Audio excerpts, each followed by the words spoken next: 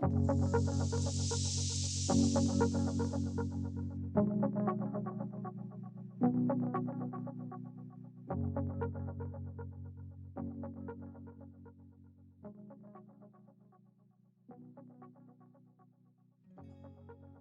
are three businesses. So my name is Lisa Reinecke, and I had started warranty processing in the beginning, and then we we restarted the company.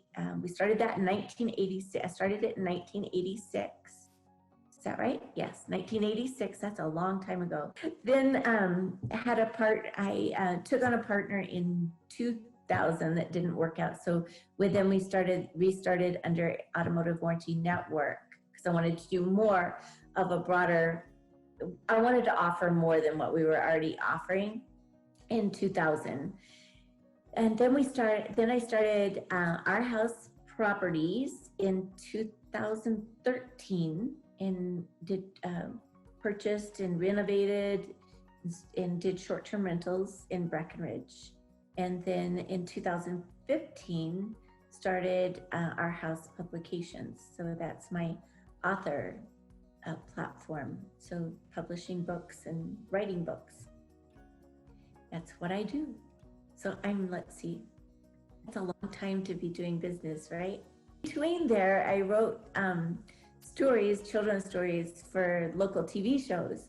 So I was actually doing two of those things at once. Well, 3, 4 of those things.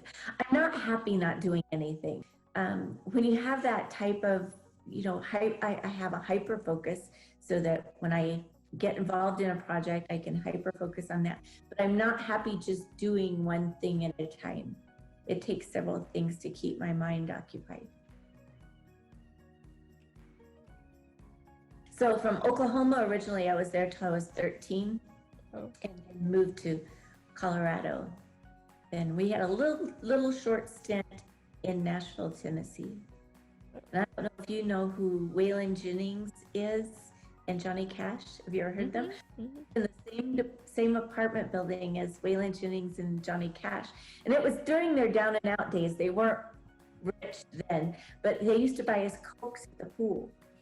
And so I remember my dad went in and he said, "No, she'll be nobody's secretary. Do you have a work program?"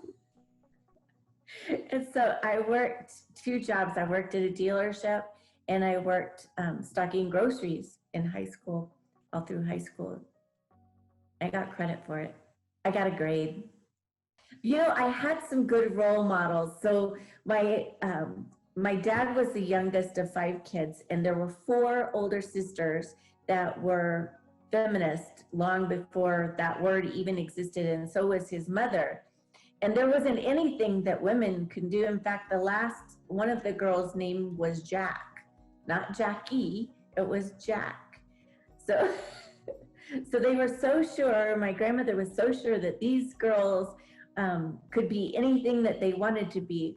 And then that's what I was around growing up, is that they said, "Joe, you can be anything that you want to be. Don't let anybody tell you no."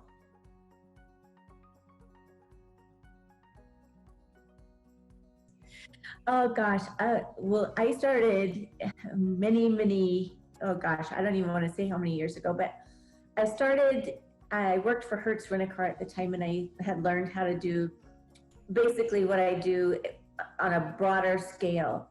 And they were moving to Houston, and I had 2 little babies, and I didn't want to move. So my boss there, he said, "Well, why don't you just do this on your own?" And so I said, "Oh, that's a great idea." Because I was young and didn't know any better, right? So I started on my own, just going around processing claims all on my own. Then I got a couple of big dealerships. And one thing that I learned in the whole process early on was these places that look like a Taj Mahal, and they're so intimidating and they were so huge. And I thought, the people they have so much money, they couldn't possibly need me to go in and do anything for them because they have it all. And so I learned early on that they don't have it all together, and looks are deceiving. One place that I went that he was from old money, and I thought they could never possibly need me at all. So I went in and he said, yeah, he said, I think I could use it. He said, why don't you take a look at my receivable schedule and tell me what you can do for me? And so I went into their office and I asked him to print it for me. Now it should be just a few 50 pages. And the lady in the office said, well, it's going to take a while. And I said, well, what's a while? And she said, like all day. And it ended up being like this. So that was my very first lesson, I guess, that never be intimidated by what you see on the outside, and always go ask. Those who don't ask don't get. So if you never ask, you're never going to get. And the worst that can happen is they're going to say no. Everybody starts somewhere, and you get knocked down, dozens of times before you can keep going. And there's just something inside when you have that entrepreneurial spirit that failure isn't an option. There is no failure. You're going to work until you figure it out. No matter how long, how hard it takes, you just can't fail.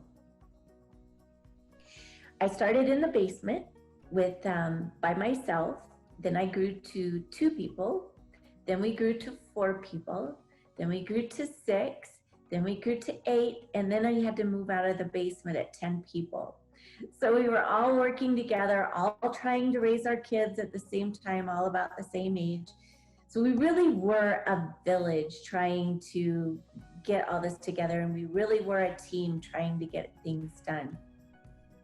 Then moved to a 3-car garage that converted. So we grew to, I think, about 20. And that was when my partner, my ex-husband, said, well, why don't I help you? I'm really good at sales and I'm really good at computers. So we said, okay, just don't touch anything. So he came to work and started doing our sales and the computer work that we had to be done. Then we went to an office, then a bigger office. And so we got to about 200 to 300 employees. And then I sold this year.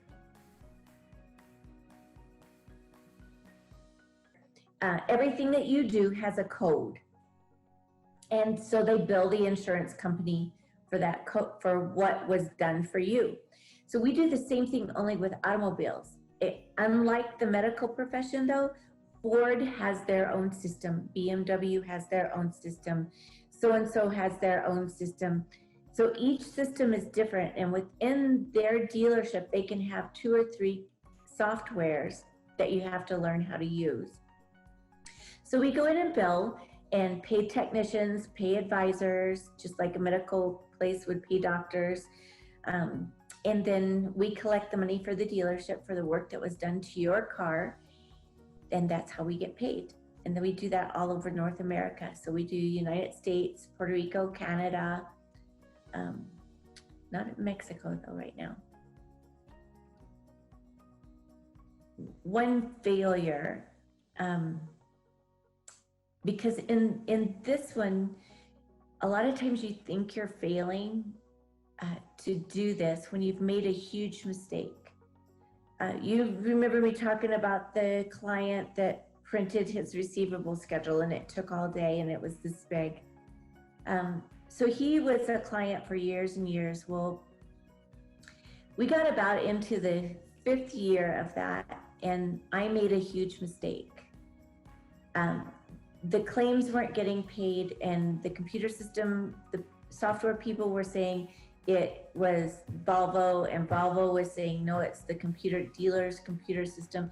And we had this kind of battle going on back and forth of whose problem it was. And in the meantime, he was collecting no money.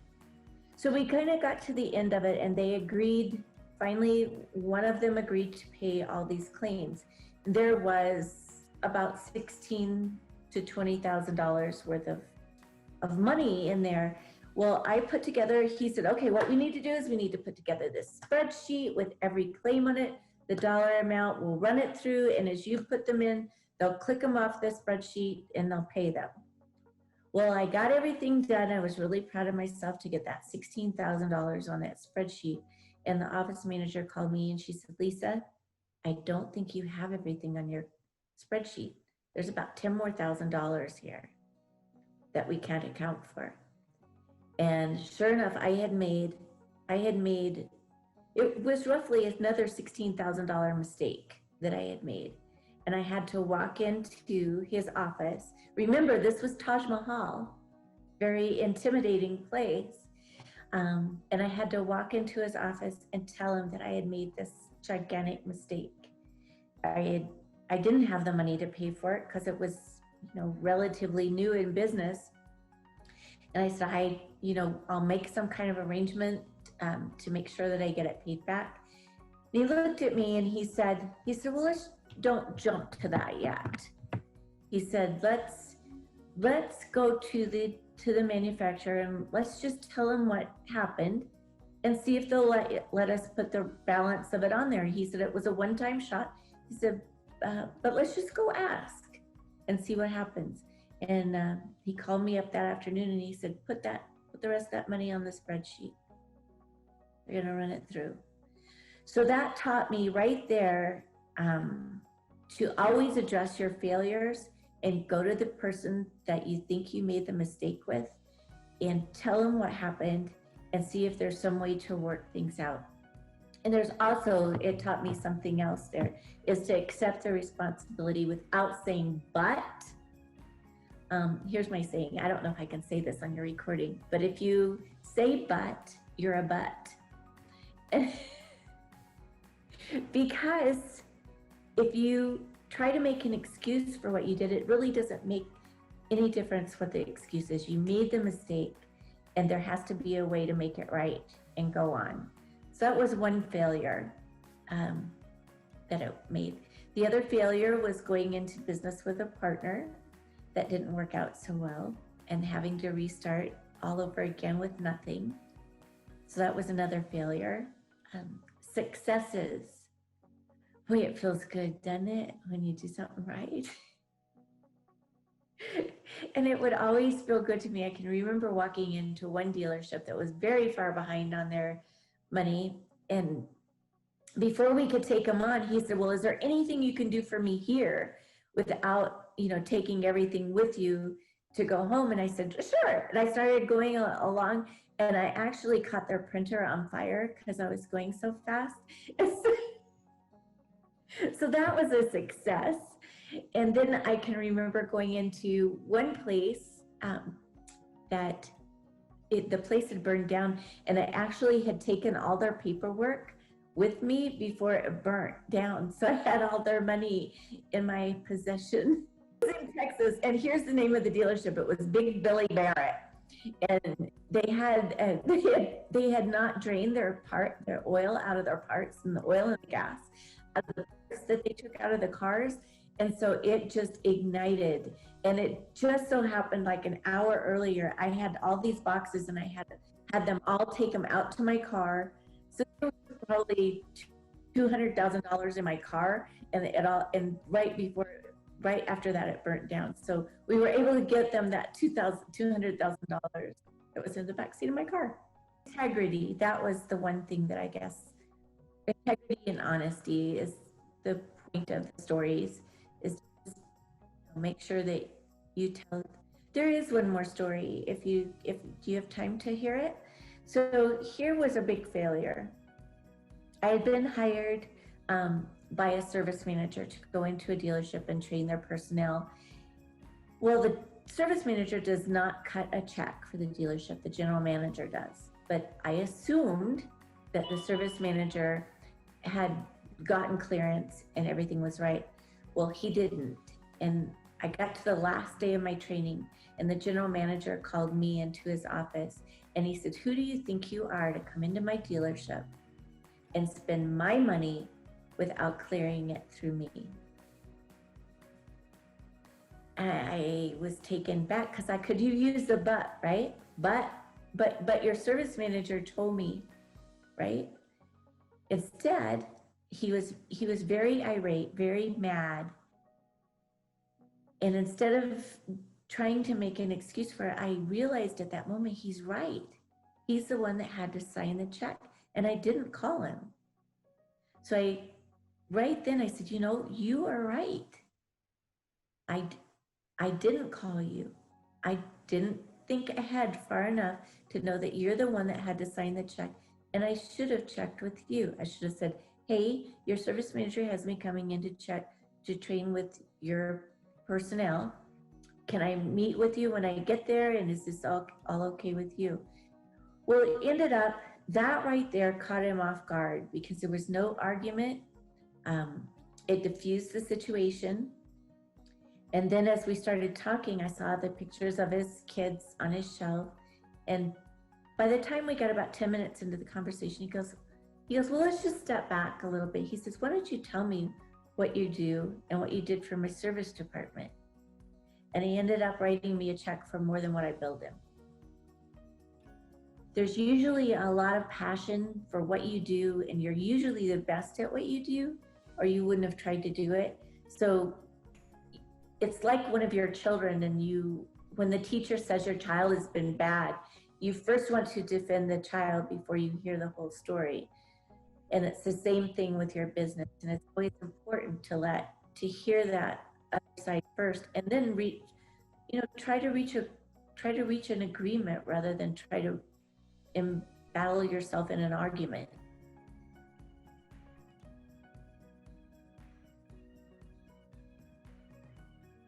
I have always, in 1986, it was unusual for a woman to be starting a business, and it was more unusual for a woman to be working in a man's world, which I worked with technicians and advisors in the service department. And I never had any problems because when I went in, I knew my craft, first of all, and I always dressed appropriately. There's no room. I mean, you don't have to dress like Hillary Clinton in a pantsuit, but I always went in professionally. I always dressed professionally, and I always handled myself professionally. There's no flirtatious stuff. I knew my craft. I was friendly. I was kind. I think all of those genuine qualities come through when you're dealing with people in business, whether they're men or women. But you can't BS your way. When you're a woman in a man's world, you can't BS your way through it. You can't act like a man would act in the man's world. But what you can do is show them the knowledge that you have and show them how you can help them in a professional way. I only had a couple of things. I only had to duck once. I had somebody try to hug me in a not huggy way, and I just kind of ducked. So I got good at that. And then I had another one. He was a nice guy from like North Carolina or South Carolina, from the South somewhere. And he asked me out to dinner. And I thought, I quickly said, oh, that's so nice, but I won't be able to make it. Well, I found out, he said, well, we're going to leave here in about 10 minutes if you want to join us for dinner. And then I realized he's from the South. Dinner is lunch. Supper is dinner. It's amazing. But I never went. You can give off a vibe of, I'm here to help you, and I'm here to be, do my job to the best of my ability, and I'm here to work for you and get the job done. Or you can put off a personal kind of vibe. And mine was always, hey, I'm here to help you. What can I do to get your money and make things better for you? So I think it's just always handling yourself in a professional manner. Dress like you want to be treated. If you want to be treated professionally, you gotta dress that way. Don't overdo it. and treat people kindly with respect and be honorable and learn how to duck.